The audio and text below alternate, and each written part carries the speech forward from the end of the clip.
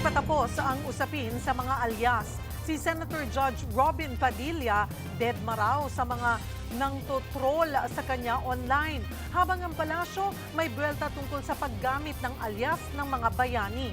Nasa frontline ng balitang yan, si Mayan Los Baños.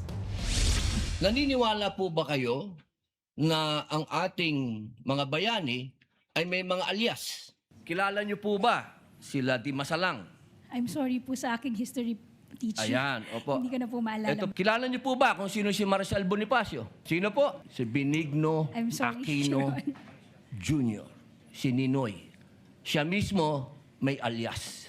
Ang eksenang yan sa impeachment court kahapon, trending. Tila'y pinagtanggol ni Senator Judge Robin Padilla ang mga alias na ginamit umano sa confidential funds ng Office of the Vice President. Gaya ni Mary Grace Piatos, Antonio Pagong, Timon Pusa at iba pa.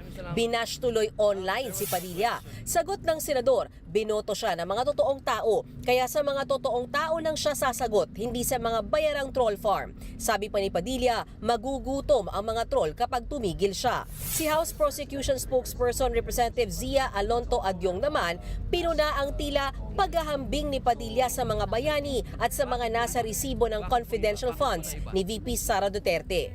To be put them on the equal footing is already again an insult to the sacrifices they have made for this country. Hindi po dapat yun ang analogy ang gamitin natin.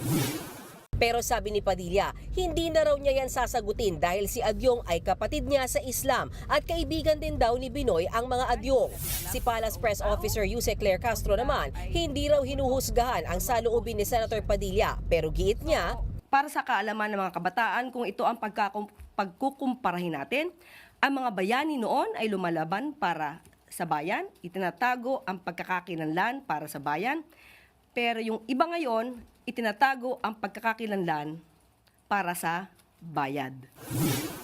Samantala, nakahanap naman ng kakampi si Padilla sa grupong Juan Bangsamoro. Anila, may punto naman ang senador sa sinabi nito tungkol sa paggamit ng alias sa mga operasyon. Nananawagan din ng grupo na suriin ang paglilitis batay sa ebidensya at argumento at hindi sa kung sino ang mas malakas mang insulto at magpatahimik ng kabilang panig.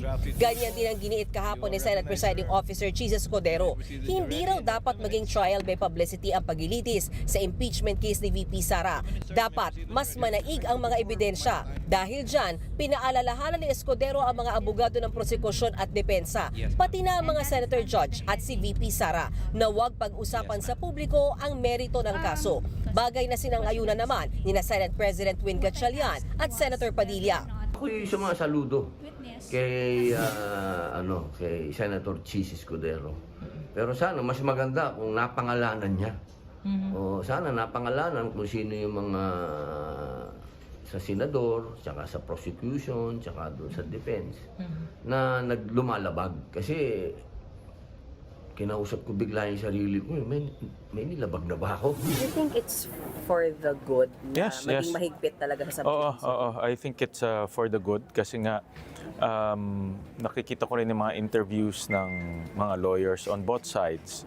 At tempting kasi yung camera no? Tempting rin na may nag-i-interview sa labas.